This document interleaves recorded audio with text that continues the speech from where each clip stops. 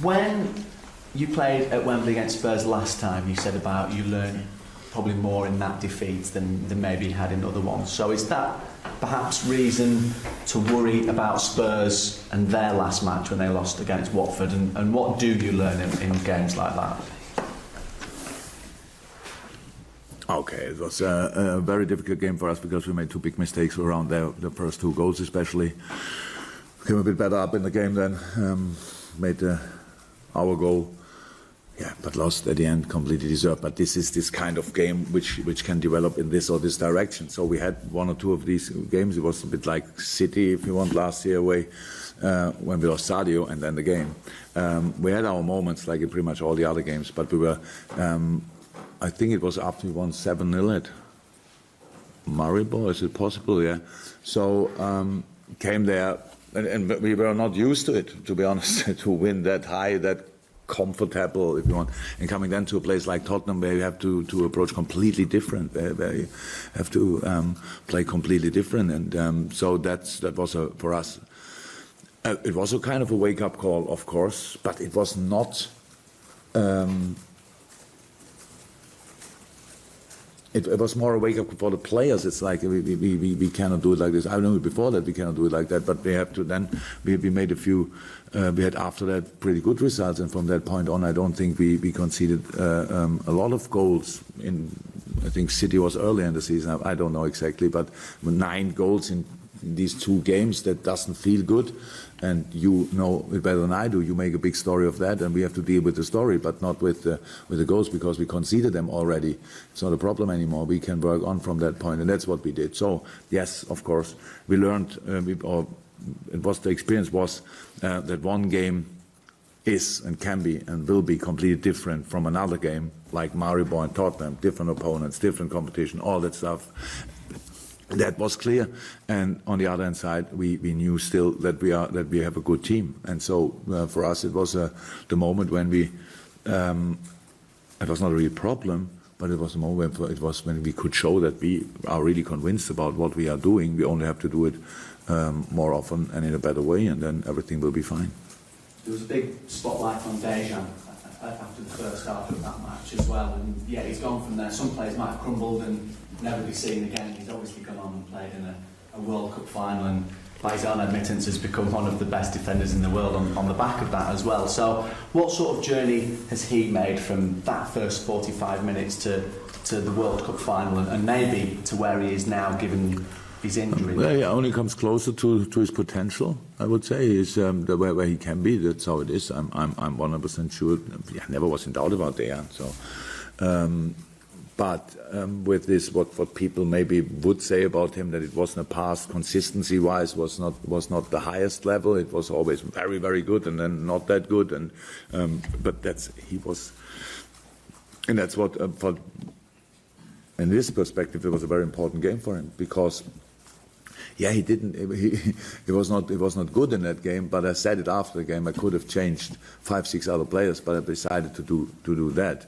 He didn't like it, obviously, but it helped our relationship as well, because it was one situation. I don't care about if I would judge a player because of 20 minutes in his life, then I wouldn't know any player anymore, because that's how it is. We all have our 20 minutes, I would say.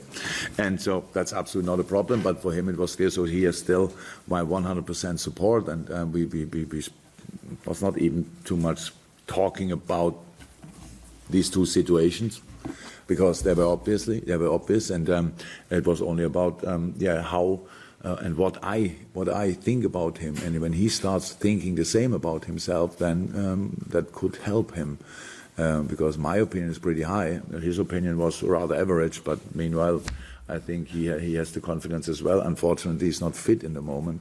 That makes it a bit more complicated to perform, but it's all good, and he will be back. I'm pretty sure now in that very intense period.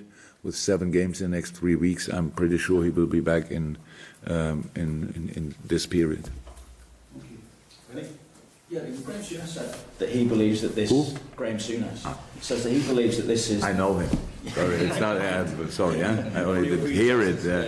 Yeah. But he says he believes it's the best Liverpool side that he's seen since the last Liverpool side to win the title. So, what do you believe this squad is capable of now? First of all, it's obviously very positive, but the only problem sometimes legends have is they want to say something very positive, which he did, and put them immediate pressure on us. Thank you, Graham. Now I don't know exactly the team from 1990, to be honest. But I know Germany was World Cup winner that year, but that's only my problem. No, I have no idea. The thing is, we need to be really good. We need to be really good because all the other teams are so good. So it's not about being the best team. It's about being the best team in a specific game to beat the specific opponent. And that's what we have to do. So, yes, the football changed in the last 30 years a lot. Shirts got tighter and the game quicker and no breaks anymore and all that stuff. You cannot compare the football, so you cannot compare really the teams. That's how it is. I don't know who were in the other team or how strong the other teams were in the 90s. But that's really not important to us. We have to be as good as possible to reach the highest for us, whatever it is. I don't know it in the moment, but it's so early in the season that I really don't think it makes any sense to speak about and think about anything what will happen at the end of the season. I just spoke about Dejan as well, and when he's fit. Just wonder what kind of a decision you're going to have to make when he is fit, given the form that Joe Gomez has shown, both for club and country. It feels like we have 500 games in the next 7 weeks, so I hope I can make decisions. So I really hope I have them all fit, and I don't have to make a difficult decision. The most difficult decisions are when you have no players. And you have to think, okay, how can we deal with that? But when you have a lot of players, then you can make decisions, good decisions, and it's rather a luxury problem than anything else. So I really hope he's back as soon as possible. And then when Adam is back as well, Ox takes a little bit longer, of course. Then we have the squad together, would mean then the first time, and that's for us very, very important for the next few weeks. How far away is Adam from fitness? And also Simon, is Simon going to be fit? Yeah, Simon's okay. Simon trained completely normal. We gave him the rest he needed with the finger issue. It's fine, trained normal, catch balls, all fine. And goalies are pretty hard in that, so they're used to a little pain, hand and finger. So absolutely, really trained good. Adam, on a good way. So it's obviously not too serious, but it's not available for the weekend, and we will maybe not for next week, but then I hope he can be back. Okay, Julia? Yeah, and just going back to what you were saying about Dejan, when you talking about, you don't judge a player because of 20 minutes of his life. Just out of interest, how much time do you actually spend investing to get to know the squad of players that you have? How much of that time is taken of yours? It's all the time. It's my job. So I don't train myself. I don't run around. I watch them and I judge them and I try to understand where they are, who they are, why they are, how they are, why they're in a good shape today and not in a good shape today, and all that stuff. That's my job. So I think constantly about them. So I don't think the longer we work together with the player, obviously the better you know him. But it's not that I would say I'm finally through it. So it's just. It's a big part of the job. It's a big part of life, and that's how I understand it. So it's not that I constantly go there and think, I saw, I don't know, a little smile on your face during training, something nice happened last week, or what. That's not like this. So it's just to try to understand. I think really in a family, like in a football club, like with friends, it is always the same. The better you know each other, the more you know about each other, the better is the relationship. So. And the better can it work if you have to do something together, and that's what we try to do. So nothing else. I was just also wondering, you've only made like one change in the first 4 games of this season. Do you take, because you just referred like 500 games in the next 7 weeks, because of the demanding fixture list that you've got now, are you going to maybe adopt a more rotational approach? Of course we have to.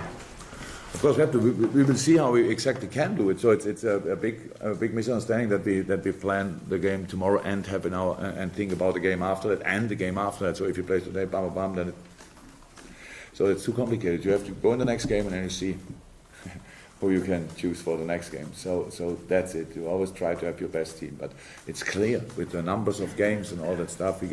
We get so many informations after a game which you don't have, or maybe you have and don't read, whatever. I'm not sure. But then you will see how the players react in different situations. So of course we have to do that. We have rotate. I don't know if we call it rotation, but the first 4 weeks were the first 3 games were the same lineup, and then we changed one position. I think it's just to yeah, of course, getting the points, have a good start to create a basis and all that stuff. It's not about looking how is he, and we used the players.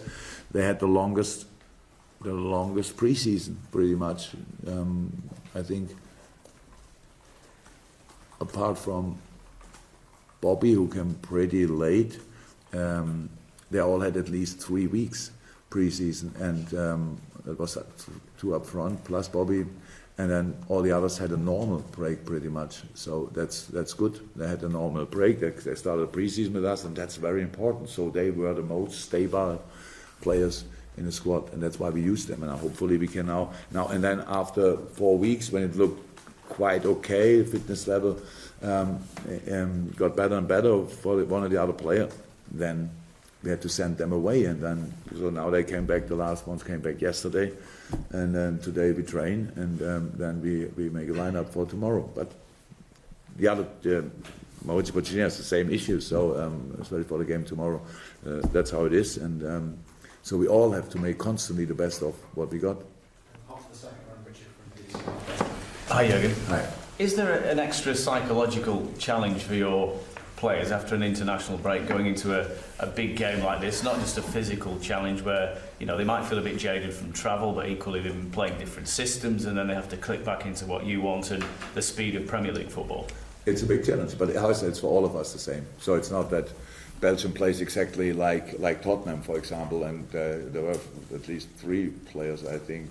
Denmark is playing completely different to Tottenham, and Eriksen played for them, so it's for all of us. It's for all of us the same. Yeah, it's. I said it's the life as a Premier League manager is never during the weeks never perfect, because it's not that I have all of them together and then we train and we have 6-7 sessions together and can prepare a game. So from now on we have exactly 1 day to rest, 1 day to prepare, and 1 day to play, and then the same rhythm as well. So it's not that's always the challenge for all of us, especially if you are involved in international football. That makes a massive difference. But we have all the same things to do, and so it's not a big problem. But for the boys, it's always a big challenge, ask, whatever requested, that they really have to remind themselves immediately of what we actually do, and that's what we had quite a good session yesterday. Cannot do too much because a few of them came out of the plane, but we did a little bit, and then today another one, and then we need to be ready. That's how it is. Anything else, Rich? No? It's good. Okay, Carl. The strength of your squad means that Fabinho hasn't been anywhere near it really so far. But I'm wondering whereabouts is he now in his progress, and how soon will we like to see him?